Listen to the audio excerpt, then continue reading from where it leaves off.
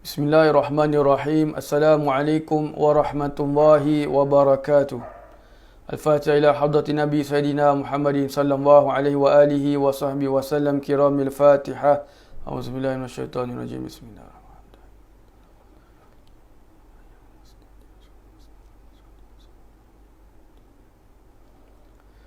Bismillahirrahmanirrahim. Bismillahirrahmanirrahim.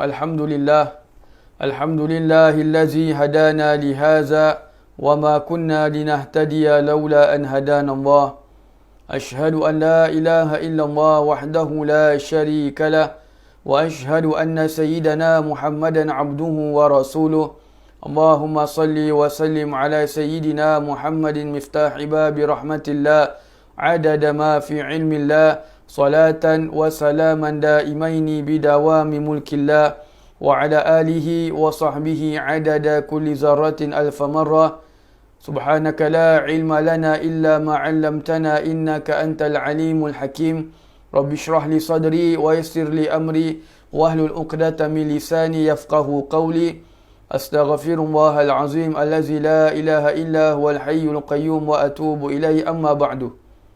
Alhamdulillah, kita panjatkan puji kita dan syukur kita kepada Allah Subhanahu wa taala yang terus memberikan kepada kita pimpinannya yang membuatkan kita masih lagi istiqamah untuk mempelajari sebahagian daripada ilmu-ilmu Allah, ilmu-ilmu yang dapat menerangkan kubur kita, ilmu-ilmu yang dapat mendekatkan diri kita kepada Allah Subhanahu wa taala.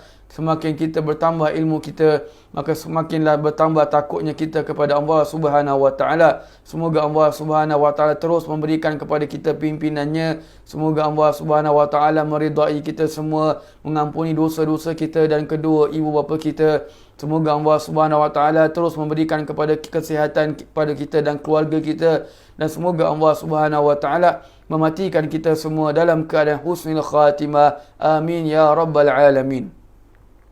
Alhamdulillah, kembali kita dalam membacakan kitab Nasihat Agama dan Wasiat Iman karangan Al-Imam Al-Haddad rahimahullahu taala, di mana pada 2 minggu yang lalu kita sedang membahaskan tentang berkenaan dengan firman Allah Subhanahu wa taala yang mensifatkan tentang keadaan orang-orang yang beriman.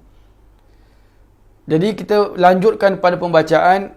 Allah Subhanahu wa taala berfirman lagi, Innal ladzina a'udzu billahi minasyaitonir rajim. Innal ladzina hum min khasyati rabbihim mushfiqun wal ladzina hum biayati rabbihim yu'minun wal ladzina hum bi rabbihim la yusyrikun wal ladzina yu'tuna ma ataw wa qulubuhum wajilah annahum ila rabbihim raji'un ulaika yusari'una fil khairati wa hum laha sabiqun. Artinya, sesungguhnya orang-orang yang memelihara dirinya kerana takut kepada Tuhannya, dan orang-orang yang mempercayai keterangan-keterangan Tuhannya, dan orang-orang yang tiada mempersekutukan Tuhannya, dan orang-orang yang memberikan pemberiannya sedang hati mereka takut kepada Tuhan kerana tahu bahawa mereka akan kembali kepada Tuhannya. Mereka itulah orang-orang yang segera mengerjakan kebajikan dan mereka sentiasa mendahului yang lain dalam amal kebajikan. Surah Al-Mu'minun. Surah Al-Mu'minun ayat 57 hingga ke 61. Baik, apa yang kita nak cuba kupaskan daripada firman Allah Subhanahu wa taala ini, yang Allah Subhanahu wa taala memberikan kepada kita pengetahuan tentang sifat orang-orang yang beriman. Tentang sifat orang-orang yang beriman, di mana sifat orang beriman ini berbeza dengan orang-orang yang hanya berangan-angan. Hanya yang mengangan-angan dapat keampunan tanpa bertaubat, mengangan-angankan berangan untuk masuk syurga tanpa didahului dengan amal. Jadi ini firman Allah Subhanahu wa taala sambung lagi tentang sifat orang-orang yang beriman, di mana kata Allah Subhanahu wa taala, innal ladzina hum min khasyati rabbihim mushfiqun. Sesungguhnya orang-orang yang takut kepada Tuhannya itu mushfiqun, mereka itu adalah orang yang berhati-hati. Jadi mungkin ada kesilapan pada ayat ini. Ada tersilap, ataupun boleh juga disamakan juga. Cuma apa yang kami ketahui atau apa yang kami pelajari adalah yang ayat ini maknanya sesungguhnya orang-orang yang takut kepada Allah Sesungguhnya orang-orang yang takut kepada Tuhannya, mereka itu dalam keadaan berhati-hati. Makna berhati-hati apa? Bermakna mereka ini setiap perbuatan mereka, setiap percakapan mereka itu mereka dalam keadaan berhati-hati. Berhati-hati supaya tidak terjerumus perbuatan mereka itu, tidak terjerumus percakapan mereka itu kepada perkara-perkara yang boleh mendatangkan kemurkaan Allah Subhanahu wa taala. Ini sifat yang pertama bagi orang yang takut kepada Allah Subhanahu wa taala. Sifat dia apa? Sifat dia itu sifat berhati-hati. Berhati-hati daripada mendatangkan kemurkaan Allah Subhanahu wa taala. Perkara apa pun, apa sahaja yang dilarang oleh Allah Subhanahu wa taala, maka dia akan cuba sedaya upayanya untuk tidak melakukannya. Siapa ni? Sifat orang yang takut kepada Allah sekaligus merangkumi sifat orang yang beriman. Ayat ini pun sesuai. Dia adalah daripada surah Al-Mu'minun.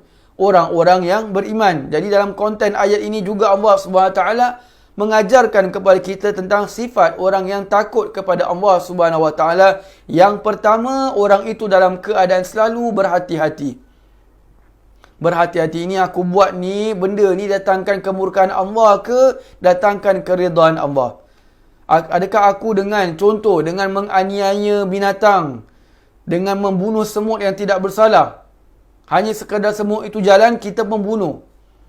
Jadi sebelum kita nak bunuh tu, kita fikir dua kali. Ini kita bunuh ni, datangkan kemurkaan ke datang keridhaan? Obviously kalau kita bunuh makhluk Allah, bermakna ia mendatangkan kemarahan Allah. Apa salah si semut tu kita nak bunuh dia? Kalau dia memang mengganggu, itu perkara yang kedua. Tapi masalahnya dia cuma jalan sahaja. Subhanallah. Baik. Jadi yang pertama, mereka itu dalam keadaan berhati-hati. Yang kedua, wallazina hum biayati rabbihim yu'minun. Dan orang-orang yang mempercayai keterangan-keterangan Tuhannya. Ini kalau kita ikut dari segi apa yang diterjemahkan oleh penerjemah di sini. Tapi kalau kita ikut secara terjemahannya, ialah wallazina hum biayati rabbihim yu'minun, iaitu dan yang mereka itu beriman kepada tanda-tanda kekuasaan Tuhannya. Terjemahannya itu boleh dimaknakan sebagai orang yang beriman kepada ayat-ayat Allah. Boleh dinamakan sebagai orang yang beriman dengan ayat-ayat Allah.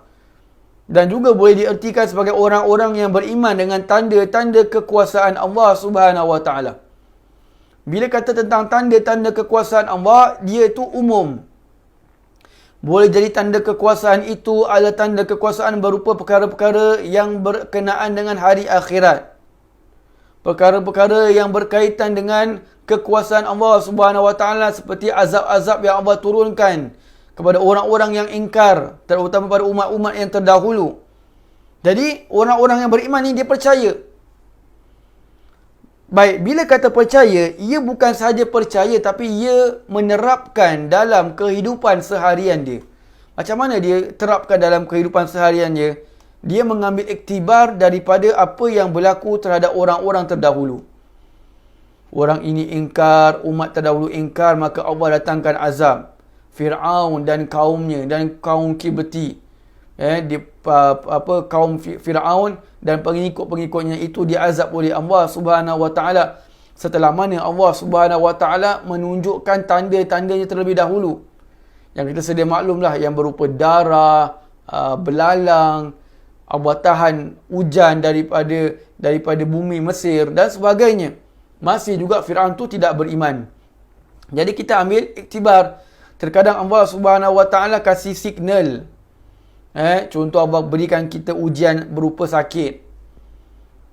Bila Allah kasih ujian berupa sakit, bermakna kita nak kena ambil ingat, terutama kalau kita yang sudah berumur.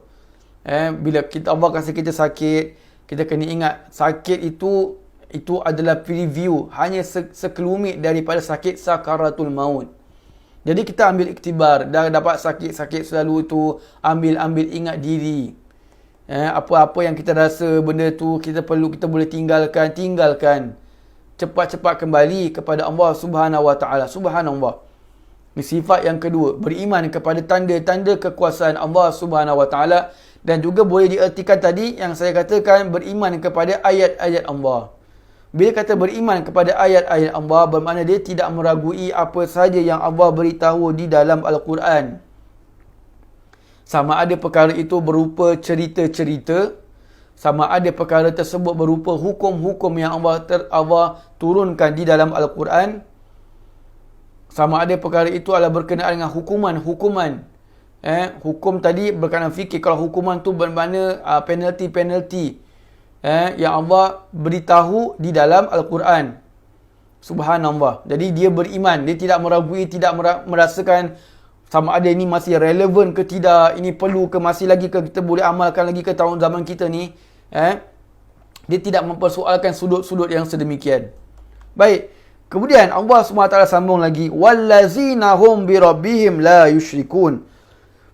Dan yang mereka itu dan orang-orang yang tiada mempersekutukan Tuhannya. Mereka-mereka yang tiada mempersekutukan Tuhannya. Siapa ni? Sifat orang-orang yang takut kepada Allah, sekaligus merangkumi sifat orang-orang yang beriman. Allah kata mereka ini tidak mempersekutukan Tuhannya. Mempersekutukan Tuhannya ini bermakna kita sedia maklum, bermakna dia seperti syirik lah. Dan kita sedia maklum kadang-kadang ni ada di antara kita, maaf katalah, kadang-kadang kita ni bila cakap, dalam masa yang sama tu percakapan kita itu ada unsur-unsur syirik. Kita tak perasan, tapi sebenarnya itu dia ada unsur-unsur syirik. Umpama contohlah, Kata kalau tak silap saya Al-Imam Malik rahimahullah ta'ala, akhir zaman nanti ramai orang yang akan mudah untuk mensyirikkan Allah Subhanahu Wa Ta'ala. Dan mereka mensyirikkan Allah dengan seekor anjing. Macam mana boleh syirikkan Allah dengan seekor anjing? Dengan perkataan mereka apa? Nasib baik ada anjing itu. Kalau tak ada kerana anjing itu yang menjaga luar rumah aku, sudah tentu rumah aku akan dicuri. Sedangkan yang menjaga rumahnya itu pada hakikatnya adalah Allah Subhanahu Wa Ta'ala. Sama juga dengan zaman kita lah. Kita pergi doktor, pergi ambil ubat, beli ubat dan sebagainya. Itu usaha kita. Yang mengobatkan kita itu adalah Allah Subhanahu Wa Ta'ala. Jadi bila kita kata, kita pergi doktor Chong tu, pergi doktor tu baik, bermakna seolah-olah dia yang baikkan kita. In a way, kita sebenarnya dah syirikkan Allah. Yang baikkan, yang memberikan sakit itu adalah Allah Subhanahu Wa Ta'ala. Doktor tidak ada apa-apa kuasa. Doktor tidak ada apa-apa kuasa. Yang memberikan keamanan, yang memberikan kebaikan, yang memberikan kepulihan daripada sakit kita, itu adalah Allah. Doktor itu perantaraan, kita cuma usaha saja. Yang baikkan itu tetap Allah. Jadi bila kita ada kepercayaan seperti itu, aku pergi doktor tu lah baik, aku pergi tu tak baik, seolah-olah doktor tu yang baikkan, doktor ni tak dapat baikkan. Sedangkan yang membaikkan itu Allah, bukan doktor. Baik, jadi sifat orang yang beriman, dia tidak mensyirikkan Allah. Sama ada syirik yang zahir ataupun syirik yang tersembunyi. Syirik yang zahir itu kita maklum, menduakan Allah, pergi ke bomo, buat orang dan sebagainya sampai orang itu merana gara-gara kezaliman yang orang itu buat. Ilmu hitam lah kita panggil. Itu syirik yang deras, yang terang. Adapun syirik yang kedua, syirik yang tersembunyi itu yang kita dinamakan sebagai riak. Nabi kata itu adalah riak. Kenapa riak itu boleh dinamakan sebagai syirik? Kerana kita buat amal ibadat kita bukan untuk Allah, untuk orang. Sedangkan hakikatnya amal ibadat kita itu hanya untuk Allah sahaja. Dan bila kita buat amalan-amalan yang penuh dengan riak, amalan itu tidak akan mendatangkan apa-apa pahala. Tidak mendatangkan keridhaan Allah Subhanahu Wa Ta'ala, bahkan ia boleh mendatangkan kemurkaan Allah. Kita buat amalan kerana orang, itulah sifat orang-orang munafik yang Allah gambarkan dalam surah Al-Ma'un. Apa kata Allah dalam surah Al-Ma'un? Fawailun lil musallin allazina hum an salatihim sahun allazina hum yura'un. Maka celakalah, kecelakaan bagi orang-orang yang solat. Siapa orang-orang yang solat ini? Allazina hum an solatihim sahun. Mereka lalai daripada solat mereka. Bukan lalai dalam solat, lalai tentang solat. Ambil acuh tak acuh lah. Malas lah, nanti boleh solat lah. Semalam dah solat, hari ni tak payah solat lah. Semalam aku solat penuh, hari ni aku nak jamak je. Dia mengambil ringan perkara solat. Allazina hum an solatihim sahun. Mereka-mereka yang lalai tentang solat mereka. Allazina hum yura'un. Dan mereka itu menunjuk-nunjukkan amalan mereka. Siapa ni golongan ni? Orang-orang munafik. Orang-orang munafik. Jadi bila Allah SWT beritahu tentang orang-orang munafik ini, amalannya itu amalannya itu dia ambil ringan. Bila nak buat pula, dia menunjuk-nunjuk pula amalan dia. Posing, bila depan orang pakai macam-macam, belakang orang pakai sebarangan. Subhanallah, ini semua Allah nampak. Dan Allah tahu itulah sifat riak yang ada dalam hati dia. Tanda orang itu tidak ada riak, belakang orang, depan orang dia sama. Sama. Kalau belakang orang itu kalau depan orang itu dia pakai lawa-lawa untuk sembahyang, belakang orang pun dia buat macam gitu juga. Kalau depan orang itu dia zikir 100 kali, belakang orang pun dia zikir 100 kali. Kalau depan orang dia memperbaiki wuduknya, maka belakang orang pun dia membaguskan wuduknya. Sama. Itu namanya tanda orang tu tidak ada riak. Tapi kalau depan orang tu dia posing sikit, dengan pasang badan depan orang, padahal bukan dia jadi imam, jadi makmum je, tapi nak pasang badan, nak show off lah bahawa dia ni orang yang ahli ibadat. Maka dia masuk kategori orang allazina hum yura'un. Subhanallah. Baik. Jadi sifat orang yang beriman itu, dia itu tidak ada mempersekutukan Allah Subhanahu Wa Taala, sama ada secara zahir, secara terang ataupun secara tersembunyi. Baik, sambung lagi kata Allah Subhanahu Wa Taala, wallazina yu'tuna ma ataw wa qulubuhum wajilah annahum ila rabbihim raji'un. Apa kata Allah Subhanahu Wa Taala? Dan orang yang memberikan sebahagian yang mereka diberi. Ni kalau kita ikut daripada ayat. Tapi kalau ikut kitab ni, dia kata, dan orang-orang yang memberikan pemberiannya sedangkan hati mereka takut kepada Tuhan, kerana tahu bahawa mereka akan kembali kepada Tuhannya. Mereka ini setelah mereka memberikan apa yang mereka berikan. Maknanya apa? Mereka memberi wallazina yu'tuna ma atau. Dan orang-orang yang memberikan pemberiannya, mereka membuat sedekah. Mereka berusaha melakukan ibadatnya. Jadi secara rambang kita nampak seolah-olah dia memberikan sedekah. Tapi kalau secara maknawi, apa yang tersirat daripada ayat ini adalah maknanya dia itu mempersembahkan ibadatnya. Jadi orang-orang yang beriman ini, dia itu mempersembahkan ibadatnya itu sedang hati mereka takut kepada Allah Subhanahu Wa Taala. Dia bukan sahaja buat melepaskan batuk di tangga. Dah buat, kemudian dia merasa takut kepada Allah. Macam mana? Kenapa mereka boleh rasa takut kepada Allah? Kerana mereka tahu mereka akan kembali kepada Tuhannya. Wa annahum ila rabbihim raji'un. Kerana mereka tahu bahawa sesungguhnya mereka semua akan kembali kepada Tuhan mereka. Kita nak balik jumpa Allah Subhanahu Wa Taala, dan Allah tahu luar dalam zahir batin kita semua Allah tahu.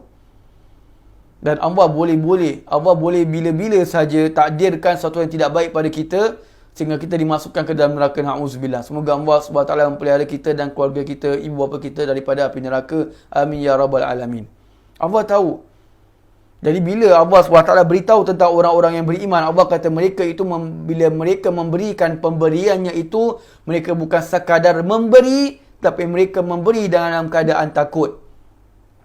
Kenapa takut? Kerana mereka tahu mereka akan kembali kepada Tuhannya. Jadi mereka takut itu sama ada amalan pemberian mereka itu diterima oleh Allah SWT ataupun tidak. Kalau kita lihat apa yang tersirat dalam ayat ini, dia mempersembahkan ibadatnya.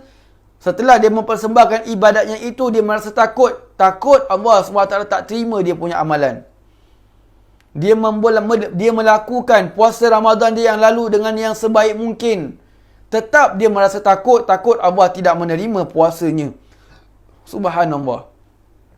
Jadi sifat orang yang beriman itu sentiasa dalam keadaan takut, sentiasa dalam keadaan mengharap. Takut Allah SWT menolak amalannya, mengharap agar Allah terus menerima amalannya. Ini yang kita mesti ada. Kalau kita mengaku kita ni orang-orang yang beriman, maka ini sifat-sifat mesti ada dalam diri kita. Setiap kita melakukan ibadat, dah satu hari suntuk, daripada subuh sampai isyak, ibadat diselangi dengan perkara-perkara dunia, nak tidur malam tu muhasabah. Muhasabah, ya Allah, adakah aku punya solat hari ini semua kau terima ataupun tidak? Aku punya selawat hari ini kau terima ke tidak? Setidaknya kita ada runsing sedikit. Itu tanda tu bermakna kita masih lagi merisaukan. Kita merasa takut tentang berjumpa dengan Allah Subhanahu Wa Taala kerana kita tahu amalan, mutu amalan yang kita persembahkan kepada Allah. Subhanallah. Ulaika yusari'una fil khairati wa hum laha sabiqun. Dan mereka itulah orang-orang yang segera mengerjakan kebajikan. Allah kata sifat orang yang beriman, ulaika yusari'una fil khairat. Mereka itulah orang-orang yang segera mengerjakan kebajikan. Apa saja peluang melakukan ibadat, maka dia menjadi orang yang pertama untuk melakukannya. Segera melakukannya. Orang minta derma untuk bangun tempat air di luar negara, di negara seberang. Dia yang terkejar-kejar, dia yang terlari-lari nak buat itu amalan. Okey, saya nak contribute $50. Okey, saya nak kasih $100. Cepat.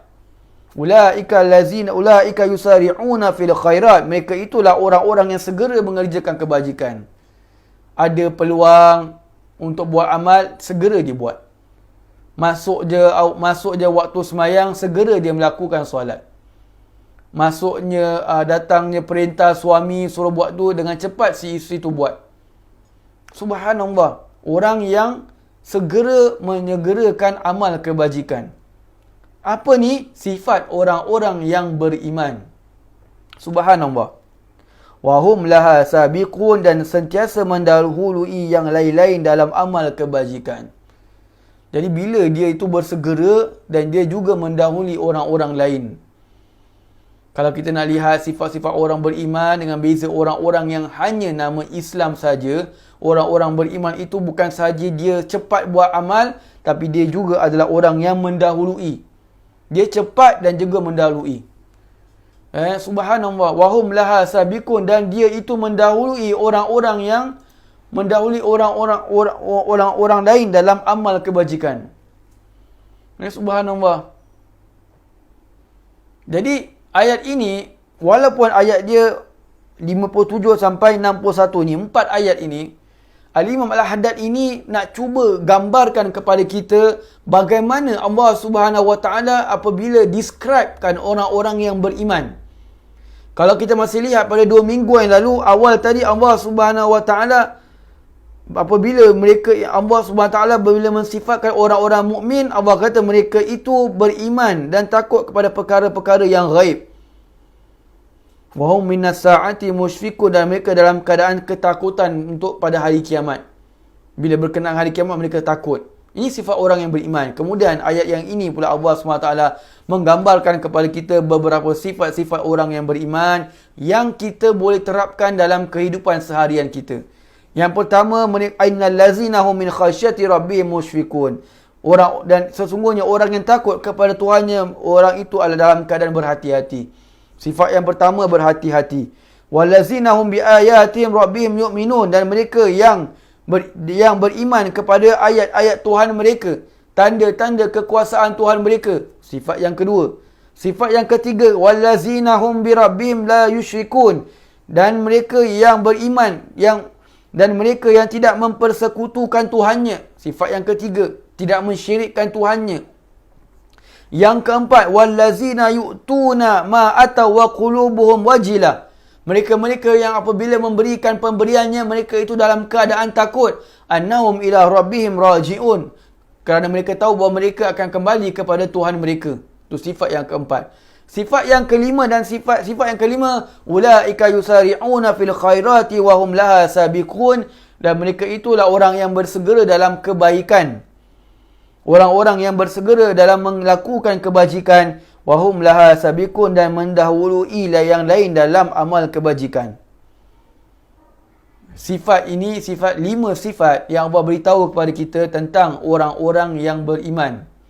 Jadi kita cek diri kita, adakah kita benar-benar orang yang beriman atau iman kita itu naik dan turun? Memang lumrah al-iman yazid wa yanqus.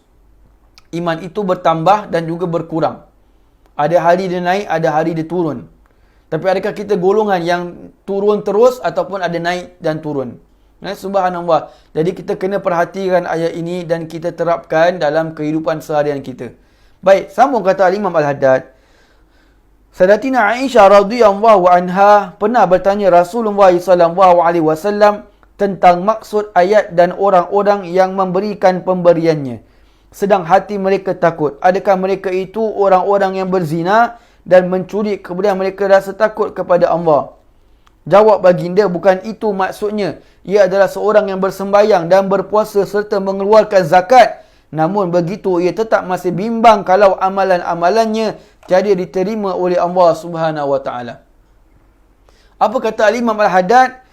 Sayyidatina Aisyah radhiyallahu anha apabila dibacakan ayat ini, beliau ini bertanya kepada Nabi sallallahu alaihi wasallam.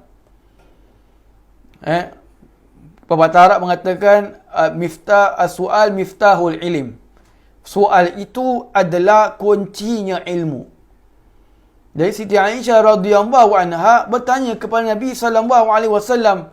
Apa yang Siti Aisyah tanya? Ya Rasulullah. Bermakna Siti Aisyah ni tanya tentang maksud ayat. Apa maksud ayat? Dan orang-orang yang memberikan pemberiannya sedang hati mereka takut. Jadi apa soalan Siti Aisyah? Adakah mereka itu orang-orang yang berzina dan mencuri kemudian mereka merasa takut kepada Allah? Siti Aisyah tanya tentang soal berkenaan dengan maksiat. Adakah ini dimaksudkan, ditujukan kepada orang-orang yang berzina dan mencuri kemudian dia takut kepada Allah? Subhanallah, dah buat kemudian merasa takut kepada Allah Subhanahu Wa Taala. Kalau orang yang buat maksiat takut kepada Allah, itu wajar.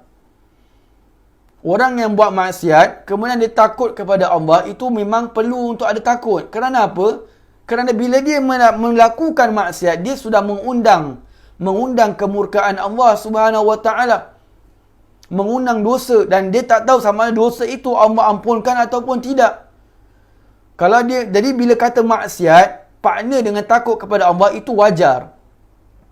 Tapi jawab Nabi SAW bukan itu. Jawab baginda SAW, bukan itu maksudnya, kata Nabi SAW. Ia adalah seorang yang bersembahyang dan berpuasa serta mengeluarkan zakat. Namun begitu, ia tetap masih bimbang kalau amalannya tiada diterima oleh Allah Subhanahu Wa Taala. Nabi kata, orang yang memberikan pemberiannya itu adalah orang-orang yang melakukan ibadat. Dia orang yang sembahyang first. Dia orang yang mengeluarkan zakat. Kemudian dia adalah orang yang berpuasa. Bermakna semua perkara-perkara yang bersangkutan dengan ibadat. Iktikafnya, semayang wajibnya, semayang sunatnya, semayang duhanya, semayang witirnya, zikir pagi dan petangnya, bacaan Al-Qurannya, wirid hariannya, selawatnya. Dia buat ini, dia persembahkan kepada Allah Subhanahu Wa Taala. Bukan buat maksiat.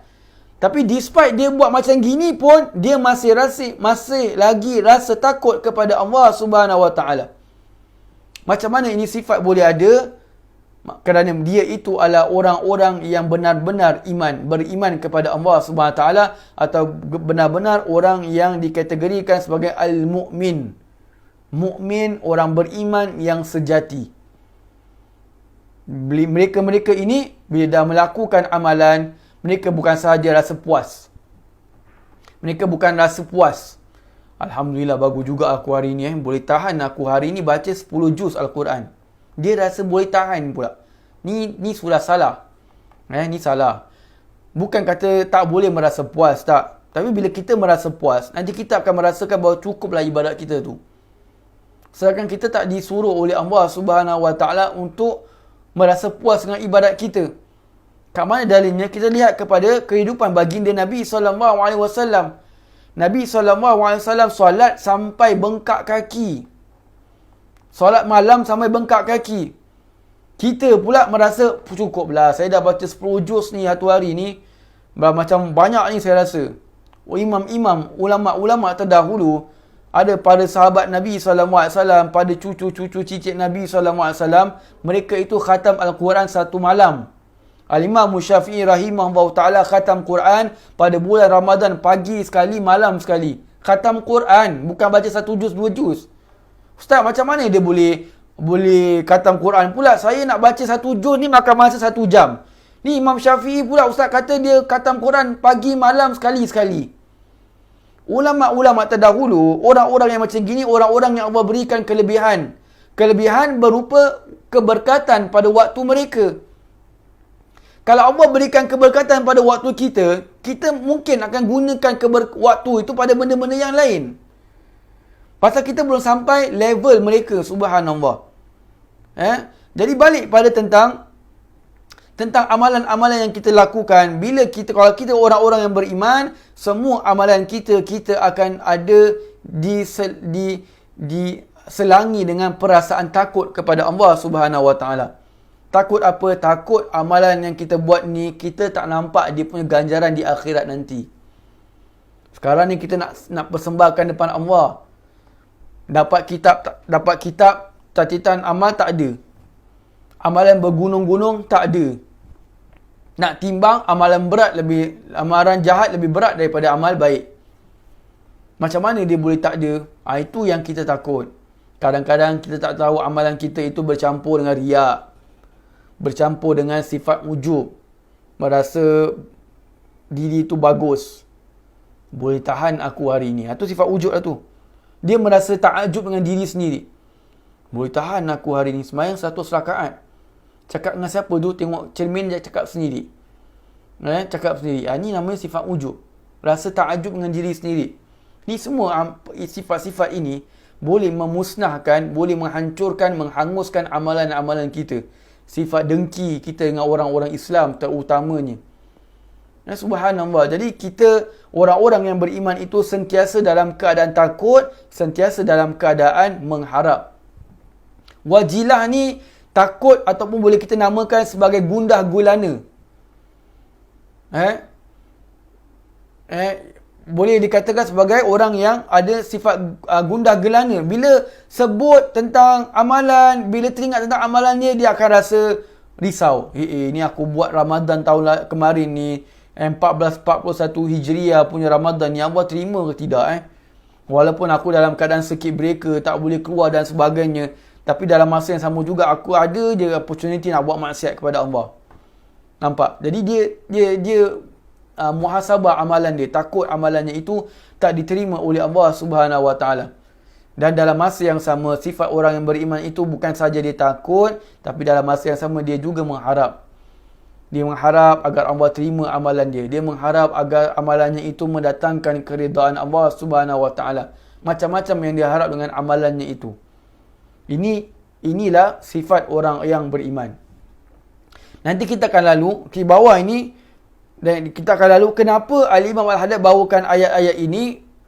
Kemudian Imam Haddad akan bawakan ayat-ayat berkenaan dengan orang-orang yang berangan-angan mendapatkan keampunan tanpa taubat, mengharapkan berangan-angan mendapatkan syurga tanpa amal.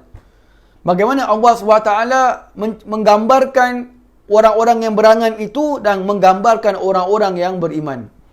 Subhanallah. Jadi insya-Allah kita akan sambung lagi, masih lagi dalam berkenaan dengan orang-orang yang berangan-angan mendapatkan keampunan Allah tanpa melakukan taubat dan tanpa menyegerakan bertaubat kepada Allah Subhanahu Wa Taala.